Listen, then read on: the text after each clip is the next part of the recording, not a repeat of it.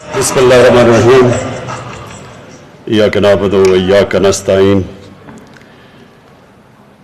جناب فخر امام صاحب، جمشید چیمہ صاحب، فیڈرل اور پروونشل منسٹرز، ممبر پارلیمنٹس اور پاکستان کی جو ریڑھ کی ہڈی میرے کسان،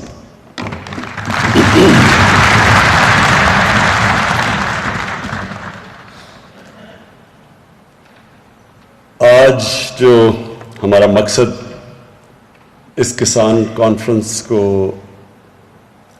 آپ سب کو یہاں بلانا تھا، اس کا مقصد یہ کہ ہم اپنے ملک کو، اپنے کسانوں کو تو ڈائریکشن دیں، لیکن ملک کو بھی اس چیز کا احساس دلوائیں کہ اب یہ آنے والا وقت وہ نہیں ہے جو پیچھے گزر چکا ہے. پاکستان کو بڑے نئے چیلنجز ہیں، اور جو سب سے بڑا چیلنج آ رہا ہے سامنے وہ ہے فوڈ سیکیورٹی. ہم نے اس پچھلے سال 40 لاکھ ٹن گندم ہم نے امپورٹ کی. 40 لاکھ ٹن.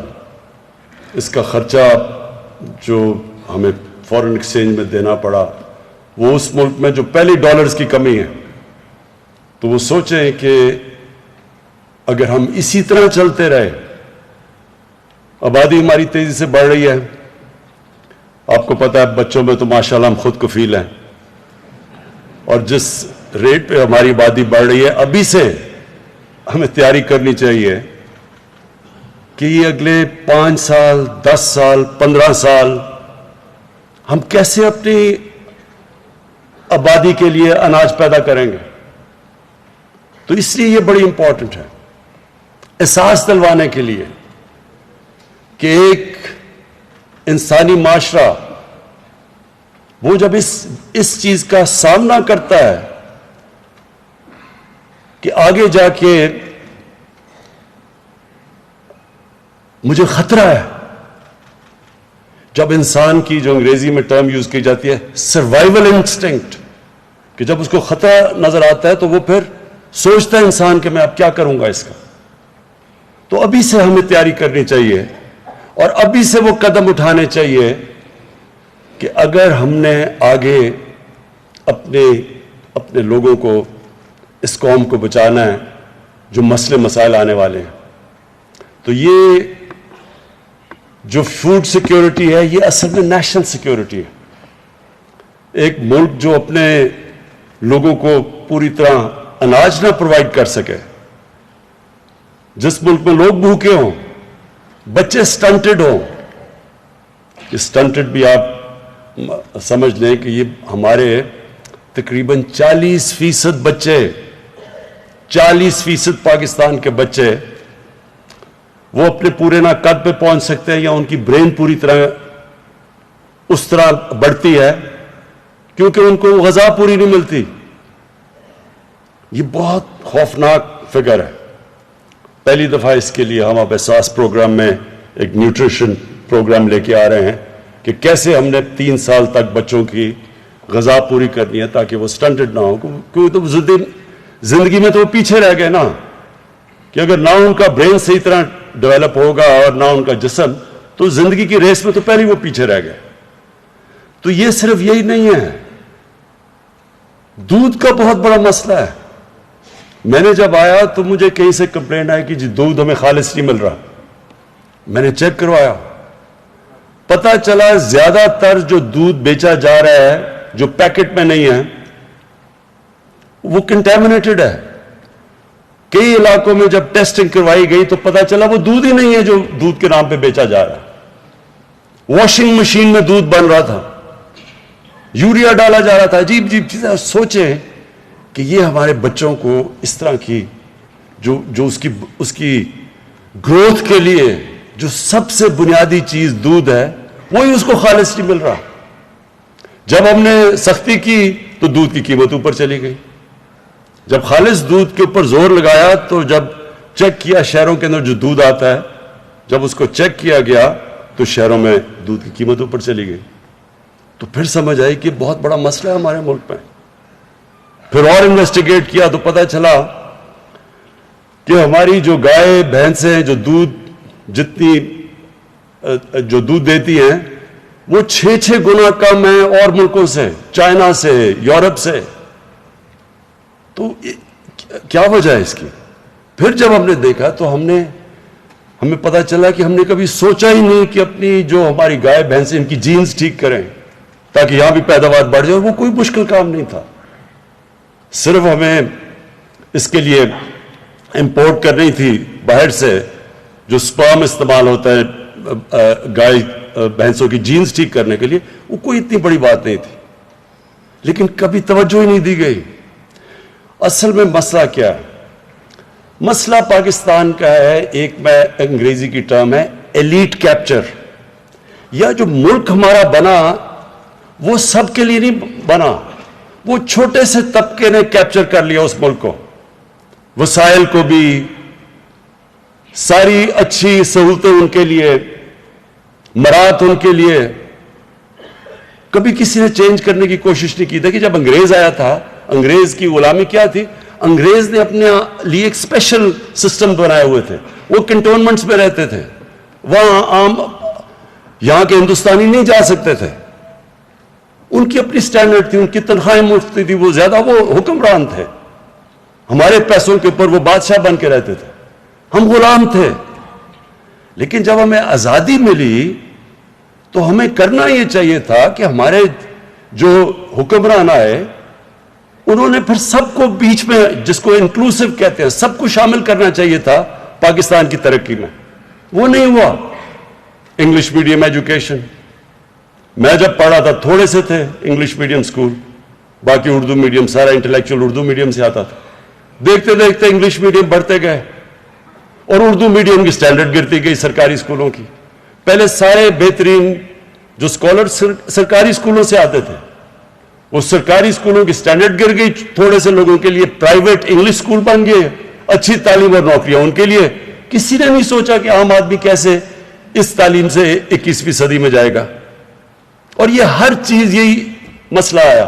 ہسپتال گورنمنٹ کے اچھے بھلے تھے, وہ پیچھے رہ گئے, پرائیویٹ ہسپتال بن گئے. پیسے والے لوگ پرائیویٹ ہسپتال, بچارے عام آباد گورنمنٹ ہاسپٹلز میں جس کی سٹینڈرڈ کچھ نہیں تھی. انصاف کا نظام بھی کیا ہوا؟ وکیل ہیں, مہنگے وکیل ہیں تو انصاف ہے. غریب کمزور آدمی جب طاقتور کے سامنے عدالت میں جاتا ہے وہ مار کھا جاتا ہے. قبضہ گروپ بن گئے, کیسز نہیں, زمین کا کیس ہی نہیں حل ہوتا تھا, قبضے شروع ہو گئے. ہر جگہ کمزور آدمی نے مار کھائی, پیچھے رہ گیا. تھوڑے سے لوگ اوپر چلے گئے, اچھی نوکری تھوڑی سی ایلیٹ کے لیے. تو جو ہماری زراعت تھی ادھر بھی یہی ہوا. اصل تو زیادہ تر ہمارے کسان تو چھوٹے ہیں, چھوٹی لینڈ ہولڈنگز کے, جو بڑے بھی تھے آہستہ آہستہ زمین بڑھتی وہ چھوٹی لینڈ ہولڈنگز ہو گئی. تو جو چھوٹے کسان تھے ان کی جب تک ان کی مدد نہ ہم کرتے, ان کے پاس تو وسائل نہیں تھے کہ وہ سیڈ اچھی سی دنیا سے ڈیولپ کرتے یا لے کے آتے, امپورٹ کرتے. ان کے پاس تو پیسہ نہیں تھا, کریڈٹ نہیں تھا. ان کے پاس تو اتنے پیسے نہیں کہ وہ پیسہ خرچ کر کے اپنی زمین کی پیداوار بڑھاتے, نہ وہ مارکیٹ کر سکتے. وہ فصل جلدی اگر نہیں بیچتے تو ان کے پاس سٹوریج ہی نہیں تھی, تو اس کے لیے بیچ میں آڑتی آ گیا. نہ ان کو کیپٹل, نہ ان کو پیسے ملتے تھے, نہ ان کے پاس سٹوریج تھی, تو ان سے سستی چیزیں خریدتے اور وہ مہنگی بیچتے تھے. اور پھر جو وہ انپوٹس کے لیے چیزیں خریدتے تھے وہ مہنگی ہوتی تھی بنسبت طاقتور کے. تو ہر جگہ جو سسٹم تھا اس نے چھوٹے کو پیچھے چھوڑ گئی ریس میں. اور جو انسانی معاشرہ ہوتا ہے جس میں انسانیت ہوتی ہے, وہ پہلی چیز اس کی حکومت دیکھتی کمزور طبقے کو ہے. میں اس لیے بار بار مثال دیتا ہوں, میں جب اقتدار میں نہیں آئے تو میں کبھی مدینہ کی ریاست کی نہیں بات کرتا تھا, میں صرف اسلامی فلاحی ریاست کی بات کرتا تھا. اور پھر میں جو 3 اصول تھے مدینہ کی ریاست کے, جسے جو بنیاد رکھی گئی مسلمانوں کی عظمت کی, جب امامت کی انہوں نے دنیا کی کئی سو سال, وہ تھا انصاف، انسانیت اور خودداری۔ جو مدینہ کی ریاست تھی اس نے کیا کیا تھا جو باقی مختلف تھا دنیا میں؟ انہوں نے سب سے پہلے نچلے طبقے کو اٹھایا تھا۔ اور جو چائنا کی آج دنیا میں سب سے تیزی سے اوپر جا رہا ہے، اس نے کیا کیا تھا؟ اس نے اپنے پچھلے 35 سال میں جب 70 کروڑ لوگوں کو غربت سے نکالا تو تب وہ سپر پاور بنے۔ اور انہوں نے ایسے کیا کہ انہوں نے اپنے کسانوں کی، چائنا میں بھی چھوٹی چھوٹی ہولڈنگز تھی، غربت اصل میں دیہاتوں میں تھی، تو چائنا نے اپنے ملک کو اٹھانے کے لیے وہ چھوٹے کسانوں کی مدد کی، جو کہ ہمیں 74 سال پہلے شروع کر دینی چاہیے تھی، جو ہم نے نہیں کی۔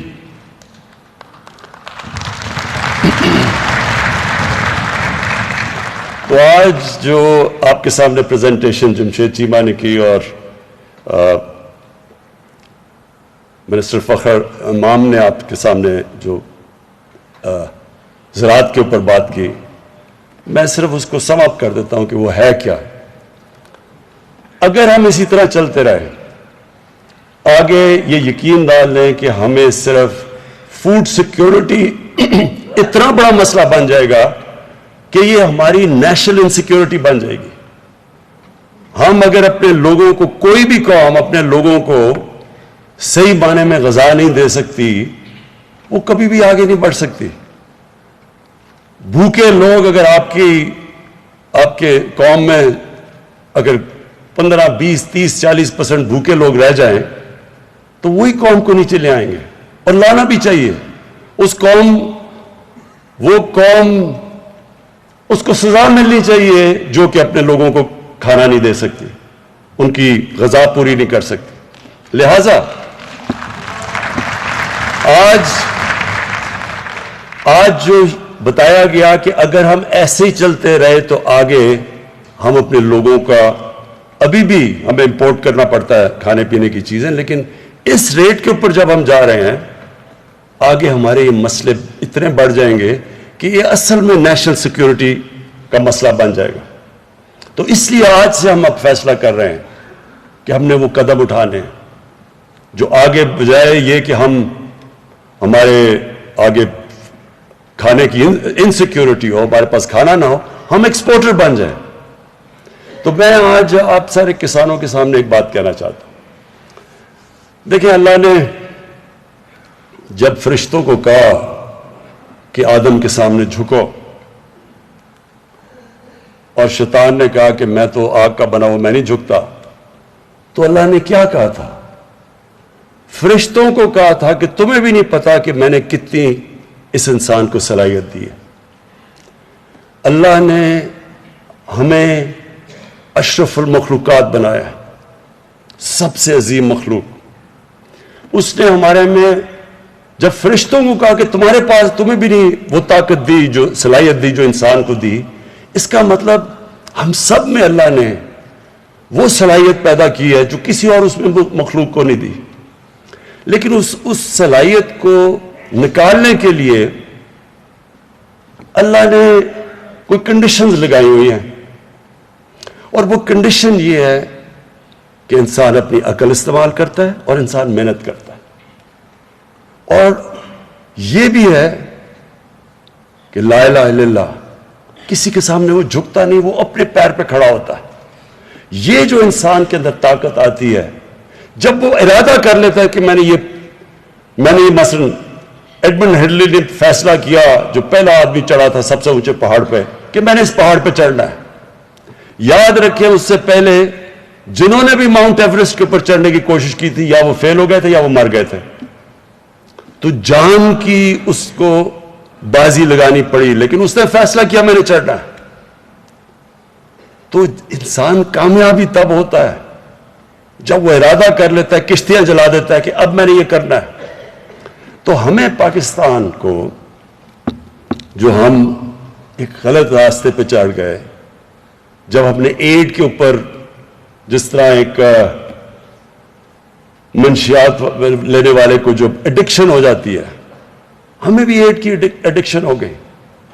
جب ہم کسی کے سامنے ہاتھ پھیلا کے ایڈ لے کے اور قرضے لے کے گزارا کرتے تھے تو ہمارے میں وہ طاقت ہی نہیں آئی جو آنی چاہیے تھی اگر ہم اپنی طاقت کے اوپر ڈپینڈ کرتے ہیں. اللہ نے اس قوم کو کیا نہیں دیا. ابھی آپ کو جمشید چیبہ نے بتایا کہ کیا کیا فصلیں اگ سکتی ہیں یہاں, کتنی, سارا بلوچستان کا بتایا. کسی نے سوچا ہی نہیں, اچھا جی بلوچستان تو وہاں تو بارش ہی نہیں ہے, اس کو کسی نے پرواہ ہی نہیں کی کہ اس بھی بلوچستان میں بھی ہم کیا کیا اگا سکتے ہیں.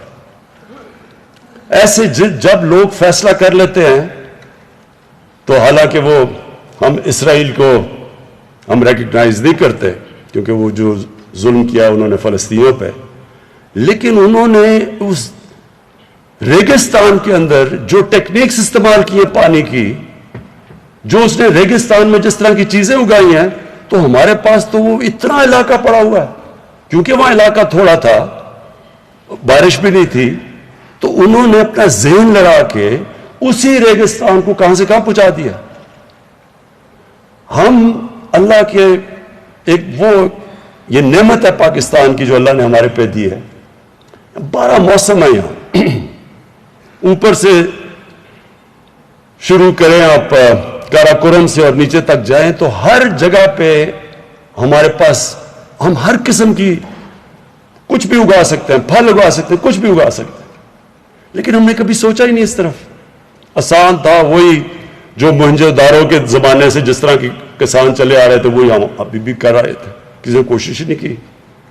تو ہم نے جو فیصلہ کیا ہے کہ اب ہم ہر طرح یہ ارادہ کر لیا ہے کہ اب ہم نے اس ملک میں ہر قسم کسان کی مدد ہی نہیں صرف کرنی, کسان کے لیے ریسرچ کر کے اس کو بتانا ہے کہ ہر علاقے کے لیے کیا کیا چیز بہترین ہوگی, زوننگ کرنی ہے.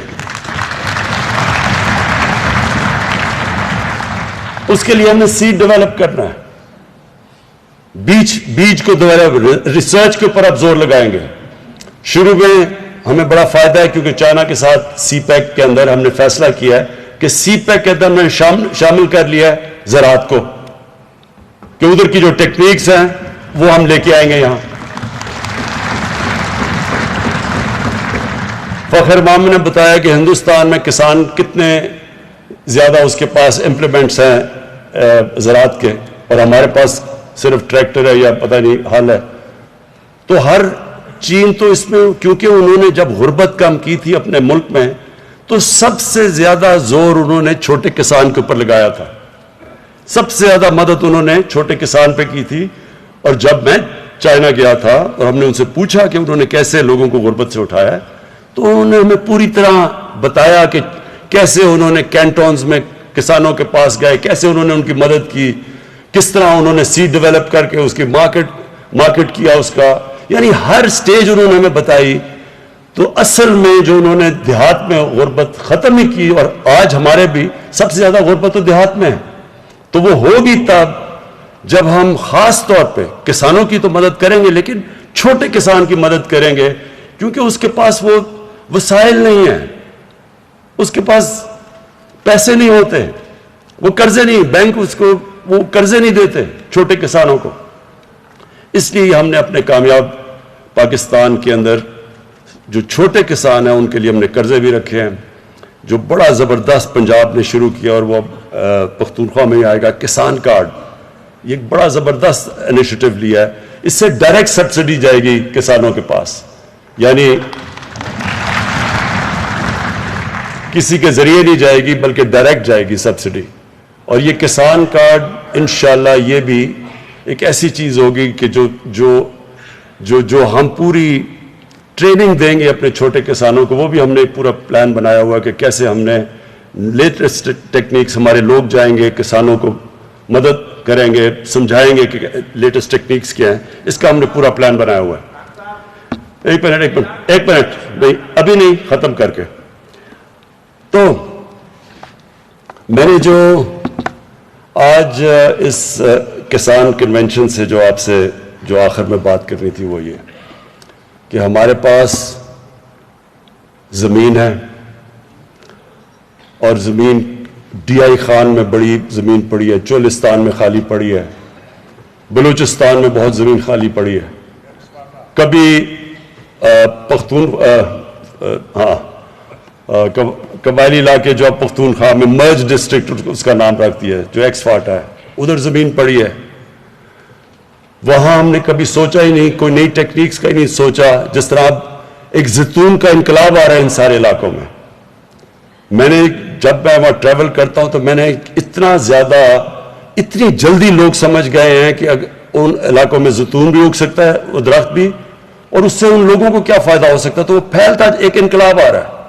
یہ بالکل ٹھیک کہہ رہے ہیں جمشید چیمہ, چند سالوں کے اندر ہم آلیو آئل کے ایکسپورٹر بن جائیں گے بجائے کہ ہم امپورٹ کریں.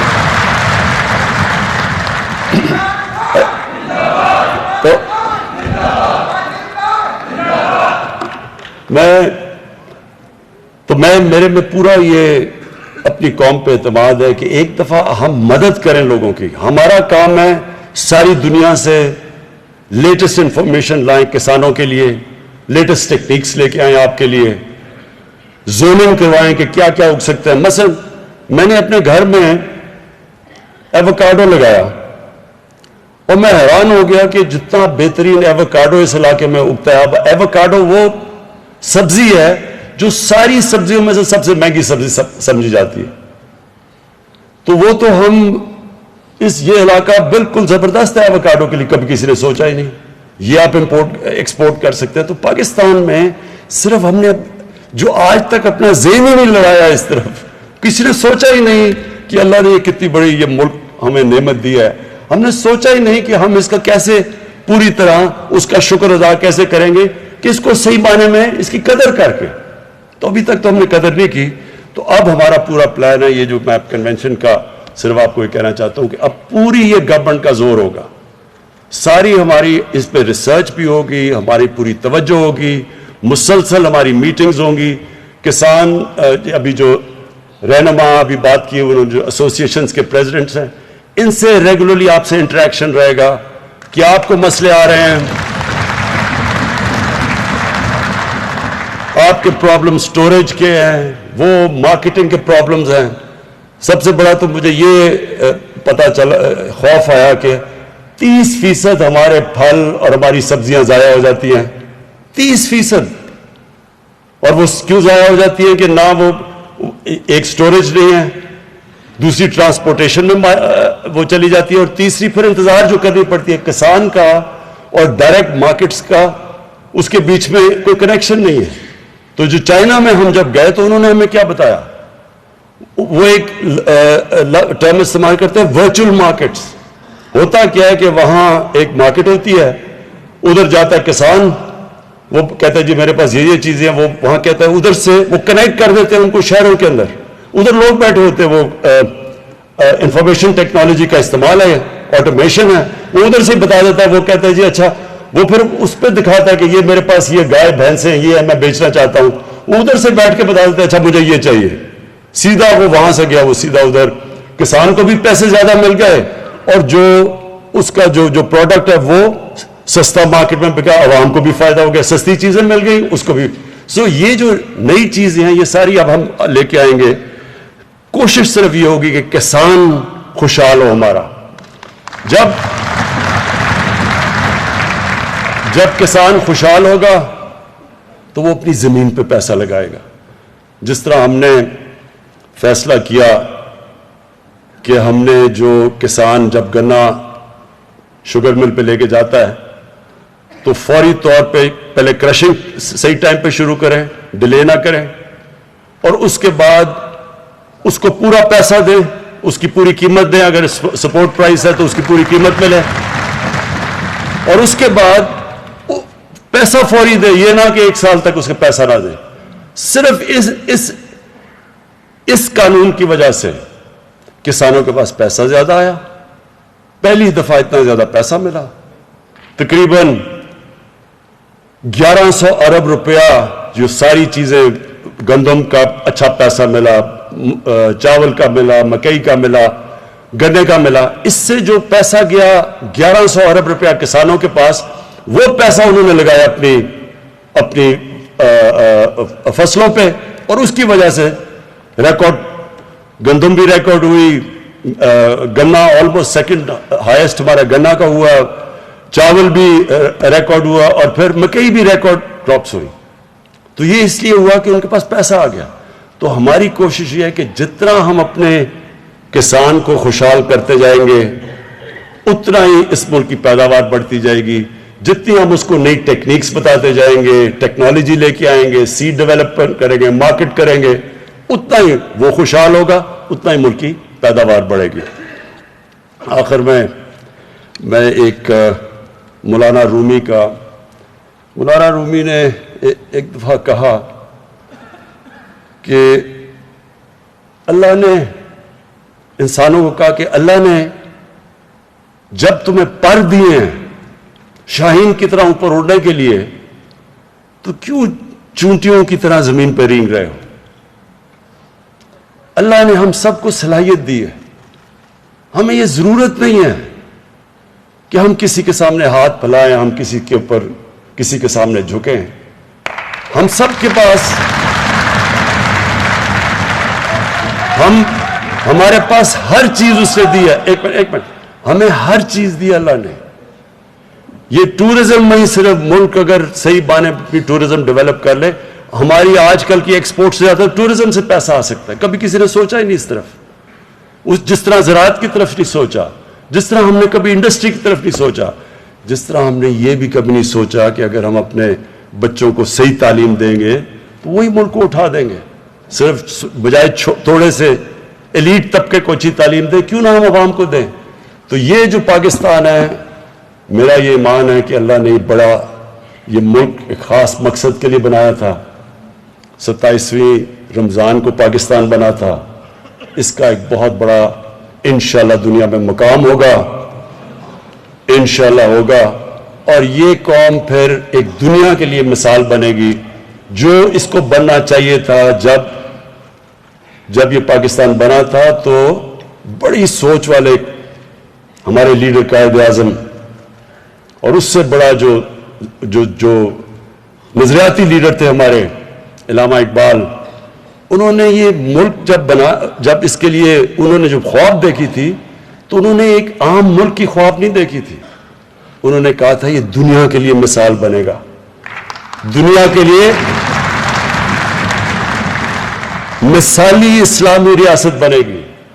تو وہ ریاست جس میں انصاف ہوگا, جس میں انسانیت ہوگی, اور جو ایک خوددار ملک بنے گا انشاءاللہ پاکستان.